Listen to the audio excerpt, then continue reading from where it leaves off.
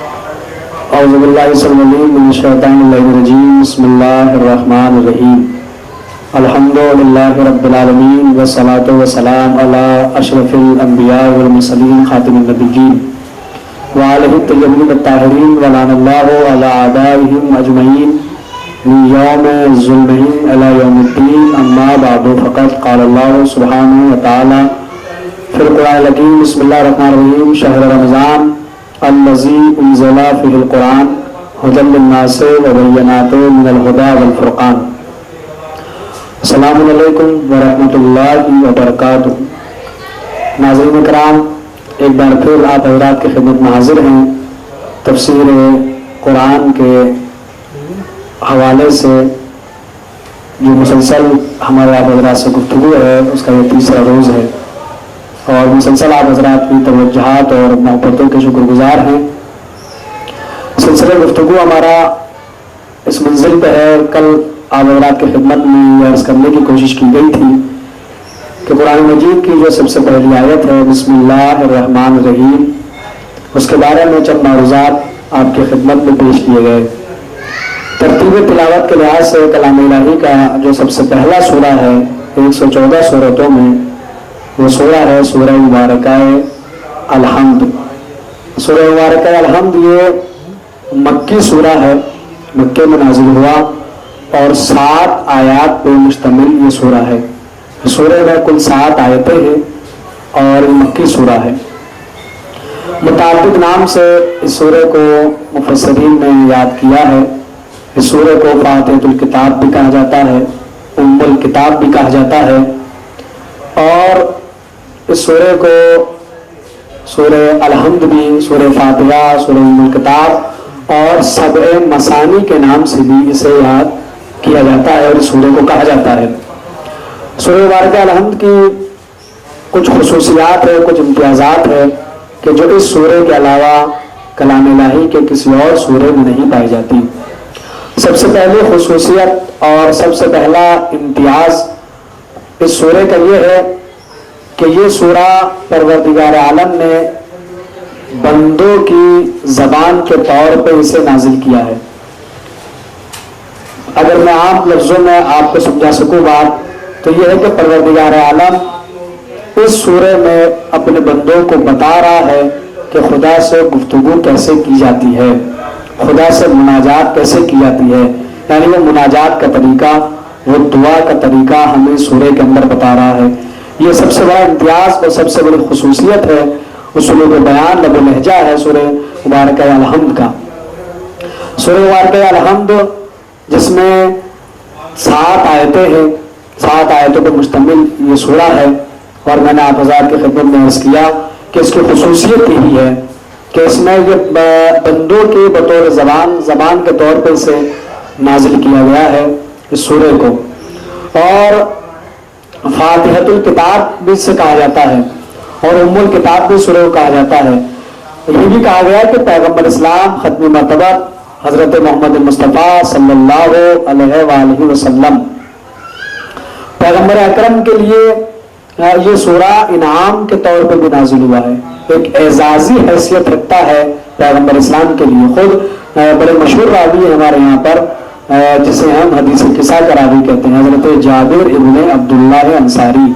حضرت جابر ابن عبداللہ انصاری ہے، کس سے روایت ہے کہ وہ کہتے ہیں کہ میں حضور اکرم کی، نبی اکرم کی خدمت میں حاضر ہوا تو حضور نے مجھ سے کہا کہ جابر کیا میں تمہیں وہ سورہ نہ بتاؤں کہ جو سورہ سب سے زیادہ افضل اور باعظمت سورہ ہے؟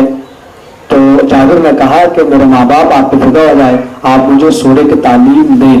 تو حضور نے فرمایا وہ سورہ ہے ام الکتاب، سورہ الحمد، اور اس کے بعد کہا کہ اے جابر قسم ہے اس رب ذوالجلال کی جس کے قبضہ قدرت میں میری جان ہے کہ اللہ نے تورات، زبور، انجیل، یہاں تک کہ قرآن میں بھی ایسی صورت نازل نہیں کی جیسی سورہ الحمد ہے۔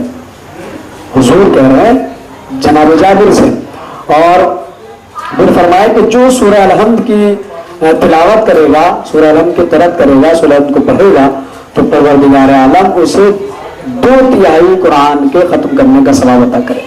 یعنی اگر کوئی سورہ الحمد کی تلاوت کرتا ہے تو گویا اسے ایک سورے کی تلاوت میں اتنا ثواب ملے گا جتنا 2/3 قرآن کا ثواب ملتا ہے، اتنا ثواب اسے ملے گا۔ اور اس کی وجہ بھی بیان کی گئی کہ شاید یہ کہا گیا ہے کہ سورہ الحمد کے اندر قرآن مجید کو اگر تقسیم کیا جائے تو ایک حصہ قرآن کا اللہ سے متعلق ہے، ایک حصہ جو ہے قیامت اور معاد سے متعلق ہے، اور ایک حصے میں احکام شرعی اور تمام احکامات کا نفاذ اور احکام شرعیہ کا بیان کیا گیا ہے۔ 2/3 کا ثواب اس لیے ہے کہ سورہ مبارکہ الحمد میں توحید کا تذکرہ بھی ہے اور قیامت کا تذکرہ بھی ہے، تو لہٰذا اسی حوالے سے کلام الہی کے سورہ ہے سورہ الحمد، جسے اگر کوئی تلاوت کرے تو 2/3 ختم قرآن کا ثواب اسے پروردگار عالم عطا کرے گا۔ اور فاتحۃ الکتاب اسے اس لیے کہا گیا اس لیے کہ آغاز ہو رہا ہے۔ فاتحۃ الکتاب کا مطلب ہے کتاب کا آغاز، کتاب کی شروعات، کتاب کی ابتدا، اور چونکہ کلام الہی کی اور قرآن مجید کی ابتدا اور قرآن کی شروعات اور قرآن کی سٹارٹنگ ہو رہی ہے سورہ مبارکہ الحمد کے ذریعے، اسی لیے اسے فاتحۃ الکتاب کہا گیا۔ اب فاتحۃ الکتاب کے حوالے سے ایک نظریہ ہے عالم اسلام کا، ذرا سا توجہ سے سنیں ناظرین کرام، اس بات کو جو میں کرنے جا رہا، جتنے بھی ناظرین ہمارے ہیں چاہے وہ مذہب شیعہ سے تعلق رکھتے ہیں، مذہب اہل سنت کوئی بھی ہے، وہ بغور سنیں کہ اس متفق علیہ ہے نا یہ بات کہ برادران اہل سنت جو ان کے مفسرین ان کے یہاں بھی ہمارے یہاں بھی یہ ہے کہ اس سورہ کو فاتحۃ الکتاب کہا گیا، یعنی جس سے کتاب کا آغاز ہو۔ اب اس سے ایک نظریہ ہے عالم اسلام کا، نظریہ یہ ہے کہ وہ نظریہ ہے جمع قرآن کا، یعنی قرآن جو ہے وہ جمع ہوا، ایک نظریہ ہے، قول یہ ہے حضور کی زندگی کے بعد، یعنی تقریباً دوسری خلافت کے دور میں یا تیسری خلافت کے دور کے اندر اس قرآن کو جمع کیا گیا۔ یہ قرآن منتشر تھا، پراگندہ تھا، اور اسے جمع کیا گیا دوسری خلافت میں یا تیسری خلافت کے اندر اس کو جمع کیا گیا۔ اب ایک بات میں آپ کی خدمت کا نظر ہے، بہت اچھی بات ہے، اسے محفوظ کیجیے گا، وہ یہ ہے کہ جہاں پہ قرآن پورا قرآن معجز نما ہے، معجزہ ہے، ویسے ہی قرآن کی ترتیب بھی معجزہ ہے، جس کو ترتیب سے قرآن ہمارے سامنے موجود ہے۔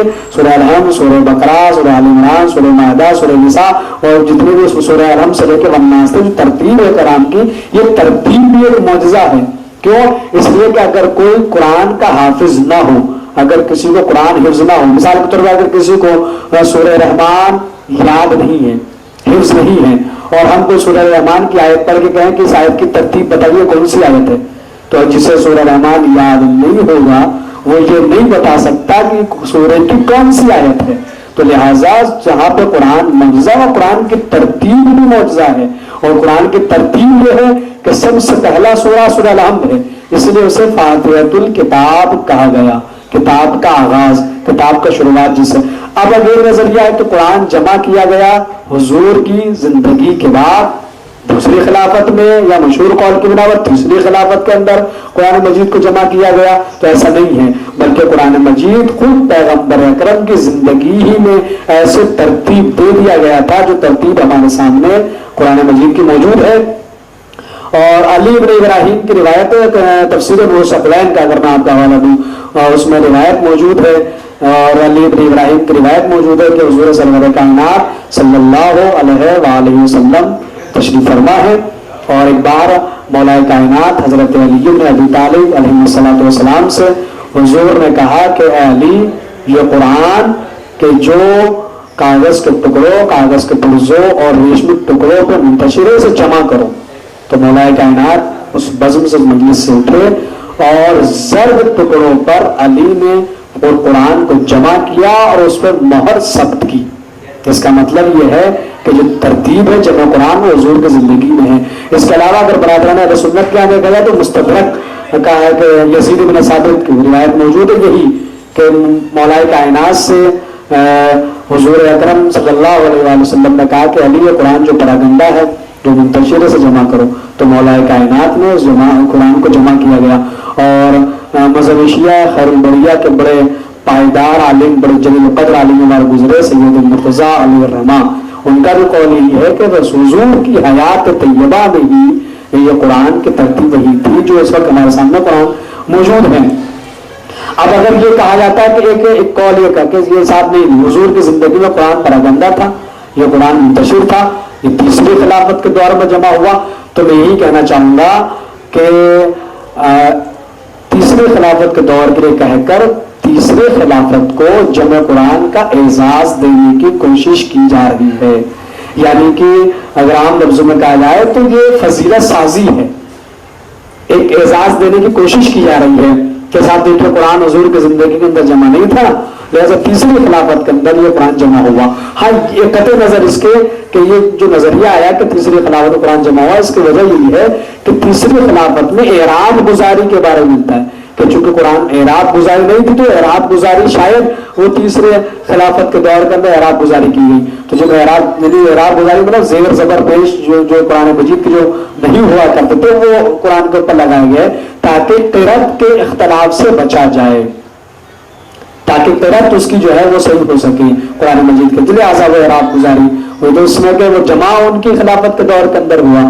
یہ فضیلت سازی ہے، لیکن اعزاز دینے کی کوشش کی گئی ہے. اب یہ ایسا ہی ہے. مجھے ایک بات بتائیے آپ ناظرین کرام جو میری بات سنیں، مجھے ایک بات بتائیں کہ پیغمبر اسلام جو چھوٹی چھوٹی سی باتوں پر جو تشنا چھوڑ کے نہیں گیا، وہ اسلام کے جو ہمیں ناخن کاٹنے کا بھی طریقہ بتا کر گیا کہ ناخن کب کاٹے، کیسے کاٹے، اور حجامت کے طریقہ، ہر چیز، پانی پینے کا طریقہ، کھانا، ہر چیز، چھوٹی سے چھوٹی چیز پر ہمیں توجہ دلائی گئی. وہ حضور، وہ نبی قرآن کو چلا جائے اور قرآن کو منتشر چھوڑ کے چلا جائے، قرآن کو پراگندہ چھوڑ کے چلا جائے. کیا حضور کو نعوذ باللہ معلوم نہیں تھا کہ اگر قرآن منتشر رہا تو ہو سکتا ہے کہ بعد میں قرآن کے کچھ اجزاء ضائع ہو جائے، بعد میں قرآن کے جو اجزاء ہیں وہ ختم ہو جائیں، وہ قرآن کے اندر نہ رہے. اللہ کا کلام کیونکہ جب حضور چلے گئے تو جبریل بھی پھر وہی کا سلسلہ بھی ختم ہے. اب قرآن جو اگر ایسے پراگندہ اسے چھوڑ کے چلا جائے منتشر، تو کیا قرآن کے اجزاء کے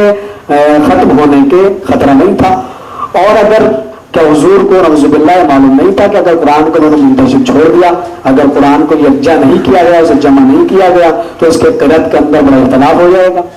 اگر اس کے قرأت میں اس کو پڑھنے میں اختلاف ہو جائے گا کہ حضور، یہ ایسا ہی ہے کہ جیسے لوگوں نے کہا کہ حضور دنیا سے چلے گئے اور اپنے بعد دین اسلام کو لاوارث چھوڑ کر چلے گئے، آپ جسے چاہیے وارث بنا دیجئے. یعنی جنہوں نے یہ کہا کہ صاحب وہ جنہوں نے غدیر کا انکار کیا، انہوں نے یہ بھی کہہ دیا کہ اگر حضور کی زندگی میں تو قرآن جمع ہی نہیں ہوا تھا، یہ تو صاحب دوسری تیسری خلافت کے اندر جمع ہوا تھا. کیوں؟ اس لیے کہ جب حضور گئے دنیا سے تو دین کو لاوارث چھوڑ کے چلے گئے، آپ جسے چاہیے اس کا وارث بنا لیجیے. تو اسی طرح کے قرآن کو بھی لاوارث چھوڑ کے چلے گئے کہ قرآن منتشر ہے، اس کی ایک آیت کہی ہے، ایک سورہ کہی ہے، اور پراگندہ قرآن کو چھوڑ دیا گیا تو اس کو قرآن مجید کو یکجا کر دیا گیا. نہیں، قرآن مجید حضور کی زندگی میں ایسے ترتیب شدہ تھا. اور ایک پھر اگر میں دلیل اگر دوں، یہ ساری بات ہوئی کہ ہو سکتا ہے کہ میرے نظریات سے کوئی اتفاق رکھتا ہو، کوئی اتفاق نہ رکھتا ہو، اس نظریے سے کوئی متفق ہو، کوئی متفق نہ ہو، لیکن پیغمبر اکرم حضرت محمد مصطفیٰ صلی اللہ علیہ وآلہ وسلم کی مشہور و معروف حدیث ہے جو متفق علیہ حدیث میں آپ کو بتا رہا ہوں. اس میں نہ سنی شیعہ کا کوئی اختلاف نہیں ہے، ہمارے یہاں بھی حدیث موجود ہے اور علماء عامہ کی حدیث موجود ہے. بڑی مشہور حدیث ہے جسے ہم کہتے ہیں حدیث ثقلین. حدیث ثقلین کیا؟ حضور نے کیا فرمایا؟ حضور نے فرمایا بسم اللہ الرحمن الرحیم انی تارک فیکم الثقلین. لفظ کیا ہے؟ کتاب اللہ و اطرتی اہل بیتی. کیا مطلب کہ میں تمہارے درمیان دو گرا قدر چیزیں چھوڑ کے جا رہا ہوں. وہ دو گرا قدر چیزیں کون سی ہے؟ کہ کتاب اللہ، اللہ کی کتاب. اب ظاہر سی بات ہے کہ کتاب اگر کوئی سامنے موجود ہے تو جب ایک سورت کے اندر جمع ہے قرآن مجید کی کتاب ہے، کوئی کتاب ہم لے لیں تو اگر اس کے ایک جز کہیں ہو، ایک جز کہیں ہو، ایک حصہ کہیں ہو تو کیا اسے کتاب کہا جائے گا؟ بلکہ کتاب تو اسے کہا جائے گا کہ جو ایک جلد میں ایک جگہ پہ جمع ہوئی ہوئی چیز ہو. جیسے کتاب قرآن مجید کی شکل میں ہمارے سامنے موجود ہے، یہ ایک جگہ پہ جمع ہے، جبھی تو اسے کتاب کہا جائے گا کہ یہ کتاب ہے. لیکن اگر اس کتاب کے کئی جز ہو، ایک اس کا پیج کہیں پہ، ایک صفحہ کہیں پہ، ایک صفحہ کہیں ہو، تو کیا اسے کتاب کہا جائے گا؟ اسے کتاب نہیں کہا جائے گا. تو کتاب حضور کی لفظ استعمال کی حدیث میں وہ ہے کتاب اللہ. اور کتاب اللہ حدیث ثقلین یہ نہیں کہ صرف برادران جو اہل سنت کے یہاں نہیں ہے، صرف یہ تو شیعوں کی حدیث ہے، جی نہیں، برادران اہل سنت علماء عامہ کے یہاں بھی حدیث موجود ہے، متفق علیہ حدیث ہے. علماء عامہ اور علماء خاصہ متفق ہے اس حدیث کے اوپر کہ حضور نے فرمایا کہ میں دو گرا قدر چیزیں چھوڑ رہا ہوں. کتاب اللہ، تو لفظ کتاب اللہ اسی بات کی دلیل ہے کہ یہ جمع قرآن کا جو اعزاز دینے کی کوشش کی جا رہی ہے یہ بالکل جو ہے وہ سزاوار نہیں ہیں. اور پھر فاتحۃ الکتاب چلے ٹھیک ہے، ہم اگر مان لیں کہ صاحب حضور کی زندگی کے بعد جمع ہوا، تو جب حضور کی زندگی کے بعد جمع ہوا ہے قرآن تو سورہ الحمد کو پھر فاتحہ کیسے کہا گیا؟ فاتحہ کا مطلب آغاز. پھر کیسے پتہ چلا کہ سورہ الحمد کے ذریعے سے جو ہے اس کا آغاز ہو رہا ہے؟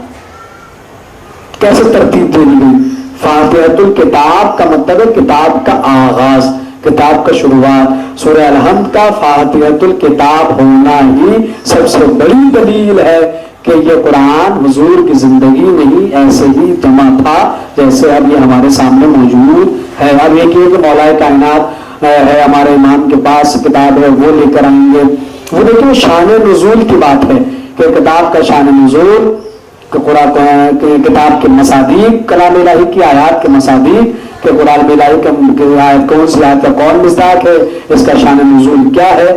اور وہ ظاہر سی بات ہے کہ وہ اب جو تفسیر کی گئی ہے قرآن مجید کہہ ہے کہ قرآن کی بعض آیت بعد کی تفسیر کرتی ہے.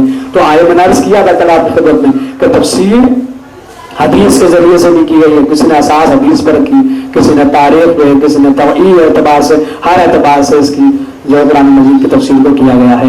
تو یہ سورہ مبارکہ الحمد ہے کہ جسے فاتحۃ الکتاب ام الکتاب اس کو کہا گیا ہے. سورہ مبارکہ الحمد کو اس کو پڑھنے کا ثواب اتنا کہ 2/3 قرآن اگر کوئی ختم کر لے. اور 7 آیتیں ہیں اس کے اندر، قرآن مجید کے اندر 7 آیتیں ہیں. اس کا ترجمہ میں آپ کو بتا دیتا ہوں اور انشاءاللہ اس کے بارے میں ظاہر سے بات تفسیر اور اس کی تفصیلات انشاءاللہ پھر آنے والی گفتگو کے اندر ہم آپ حضرات کی خدمت میں پیش کریں گے. اب اس میں ایک مسئلہ اور حل ہو جائے گا، وہ یہ ہے کہ اس کو کہا جاتا ہے سبع مثانی. سبع کے معنی 7. سبع مثانی کیوں کہا جاتا ہے؟ کہ اس لیے کہ اس میں 7 آیتیں ہیں سورہ میں اور 2 مرتبہ یہ سورہ نازل ہوا ہے، اس لیے اسے سبع مثانی کا کہ مکرر ہوا ہے اور 7 آیتیں اس کے اندر ہے. 7 آیتیں ہیں. اب ایک مسئلہ اور حل ہو جائے گا کہ بسم اللہ جزء سورہ حمد ہے کہ نہیں، سورہ حمد کا جز ہے کہ نہیں. اگر ہم بسم اللہ کو جز نہ مانیں تو بسم اللہ کو اگر اس میں نکال دو تو پیچھے 6 آیت تو بچے گی. بسم اللہ الرحمن الرحیم اگر ہم اس کو سورہ حمد کا جز نہیں مانتے تو الحمدللہ رب العالمین 1 آیت، الرحمن الرحیم 2 آیت، مالک یوم الدین 3 آیت، ایاک نعبد و ایاک نستعین 4 آیت، اہدنا الصراط المستقیم 5 آیت، صراط الذین انعمت علیہم غیر المغضوب علیہم ولا الضالین یہ 6 آیت. تو جب یہ اس میں 7 آیتیں ہیں، اس میں 6 تو 7 آیت کون سی ہے؟ اگر بسم اللہ کو ہم نکال دیں کہ سورہ الحمد کا جز نہیں ہے اور آپ کے قرآن مجید میں پیغمبر کے لیے اعجاز کیا ہے؟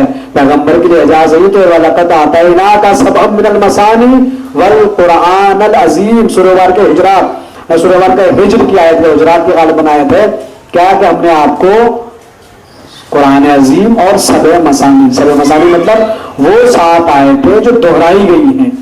اب اس کو کہا جائے سورہ الحمد ہے اس سے مراد، سورہ الحمد اگر اس سے مراد ہے اور اگر بسم اللہ کو آپ جز نہیں مانتے تو پھر 7 آیتیں کم تو 6 آیتیں رہ جاتی ہیں. تو لہٰذا یہ بات بھی ثابت ہو جاتی ہے کہ بسم اللہ الرحمن الرحیم کو سورہ الحمد کا جز مانا جائے گا تو پھر یہ 7 آیتیں اس کے اندر آئیں گے اور یہ 7 سبع مثانی کا مصداق سورہ الحمد صحیح طور پہ اس کا مصداق جو ہے مانا جائے گا. بسم اللہ الرحمن الرحیم شروع کرتا ہوں اللہ کے نام سے جو مہربان ہے اور رحیم کرنے والا ہے.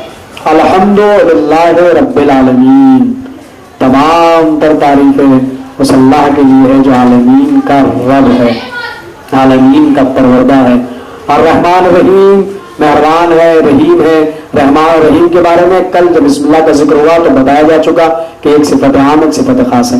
مالک یوم الدین جو یوم الدین کا یعنی یوم جزا کا مالک ہے. ایاک نعبد و ایاک نستعین میں نے عرض کیا نا کہ بندے کی زبان کے طور پر نازل ہوا، ہم تیری ہی عبادت کرتے ہیں، ہم تجھی سے مدد چاہتے ہیں. اہدنا الصراط المستقیم. اب یہاں پہ ہمارے یہاں پہ جو ترجمہ ہے وہ یہ ہے کہ صراط مستقیم پہ قائم رکھ، اور جو علماء عامہ کا ترجمہ آپ جانتے ہیں کہ صراط المستقیم دکھا. ہمارے یہاں پہ جو ترجمہ ہے وہ اہدنا الصراط المستقیم، ہمیں صراط المستقیم پہ گامزن رکھ، باقی قائم رکھ. کون سا راستہ؟ صراط الذین انعمت علیہم، تیرا وہ راستہ کہ جس پہ تیری نعمتیں ہیں، وہ راستہ نہیں کہ جس پہ تو نے ان لوگوں کا راستہ کہ جس پہ تو نے اپنی نعمتیں نازل کی ہیں، ان لوگوں کا راستہ نہیں جس پہ تیرا غضب ہے جو گمراہ ہے. یعنی ہمیں اس راستے پہ باقی رکھ، اس راستے پہ قائم رکھ کہ جو راستے پہ تو نے اپنی نعمتیں نازل کی ہیں، جس پہ تیری نعمتیں ہیں، اس کو نہیں جو گمراہوں کا راستہ ہے، ان پہ نہیں کہ جو جس راستے پہ تیرا غضب ہے۔ تو یہ بندے کے زبان کے طور پر نازل ہوا ہے۔ ہم پروردگار بتا رہا ہے کہ دیکھو اللہ سے بات کرنا تو کس طرح سے کی جاتی ہے، مناجات کرنا تو کس طرح سے کی جاتی ہے۔ اور سورہ الحمد پھر علماء شیعہ علماء اہل سنت متفق ہے کہ لا صلاۃ الا بفاتحہ، بغیر فاتحہ کے نماز نہیں ہوتی۔ جو ہمارے یہاں بھی ہے اور برادران اہل سنت کے یہاں بھی ہے کہ نماز جو ہوگی وہ اسی کے ذریعے کی ہو، اس لیے کہ اللہ کے سامنے کھڑا ہے نا بندہ تو اسے معلوم ہے، اس لیے سورہ الحمد کو رکھا گیا، واجب قرار دیا گیا نماز میں پڑھنا۔ کیوں؟ تاکہ بندے کو مناجات کا توجہ، بندہ اللہ کے سامنے کھڑا ہے، کیسے گفتگو کرے اللہ سے اپنے بندہ، تو اس کو سورہ الحمد کے اندر بتایا گیا تیری عبادت کرتے ہیں، تجھ ہی سے مدد چاہتے ہیں اور ہمیں صراط مستقیم گامزن۔ یہ ترجمہ میں نے آپ کو بتایا، اور اس ترجمے کو اس لیے بھی یاد رکھنا ضروری ہے کہ اس میں نماز اس کے بغیر نہیں ہوتی۔ تو جب نماز پڑھے اور جب ہم حاضر ہو اللہ کی بارگاہ میں تو ہمیں معلوم ہو کہ ہم کیا کہہ رہے ہیں، ہمیں پتہ چلے سورہ الحمد کے بارے میں۔ تو سورہ الحمد فاتحۃ الکتاب، اس سے کتاب کا آغاز ہوا۔ اب اس کی تفسیر اور اس کی تھوڑا سا اس کے بارے میں بیان انشاءاللہ کل آپ حضرات کی خدمت میں اس کے بارے میں پیش کرنے کی کوشش کی جائے گی۔ اور پھر آپ حضرات سے گزارش ہے کہ ہمارا جو مہدی ٹی وی کا چینل ہے یوٹیوب پہ، اس پر یہ آپ مجلس یہ تقریر جو ہے لیکچر ہیں جو بیانات ہیں دیکھ سکتے ہیں، اور مہدی ٹی وی کے حوالے سے فیس بک گروپ اس میں بھی، اور ہماری آئی ڈی پہ تو لائیو پروگرام چل رہا ہے اس میں بھی دیکھ سکتے ہیں۔ اگر آپ حضرات سے اس سے متعلق کوئی سوالات ہیں، کوئی معلومات اگر آپ چاہتے ہیں تو وہ آپ کر سکتے ہیں کمنٹس باکس میں جا کے، واٹس ایپ کے ذریعے سے بھی، کسی بھی طریقے سے انشاءاللہ آپ حضرات کی خدمت میں۔ یہ واٹس ایپ نمبر میں نے کل بھی آپ کا اس کیا تھا، پرسوں کا اس کیا تھا 8755136292 8755 136292، یہ میرا ذاتی واٹس ایپ نمبر ہے، اس پہ آپ رابطہ قائم کر سکتے ہیں۔ اپنا کوئی بھی سوال ہے اطمینان بخش جواب دینے کی انشاءاللہ کوشش کی جائے گی، کسی بھی مطابق ماہ رمضان ہے تو عبادات کے مطابق، دعاؤں کے مطابق، قرآن کے مطابق، قرآن کا ہمارا ٹاپک کا ہمارا عنوان ہے، کوئی بھی سوال ہے آپ مجھ سے سوال کر سکتے ہیں۔ اور انشاءاللہ پھر آپ میرا سے گزارش ہے، یہ ہمارا پیغام ہے جو روز رہے گا، اسٹے ہوم، اسٹے سے گھر میں رہیے اور محفوظ رہیے، اور دعاؤں میں ضرور یاد رکھیں، دعاؤں کی قبولیت کا مہینہ ہے۔ وآخر دعوانا ان الحمد للہ رب العالمین، فقط السلام ورحمۃ اللہ۔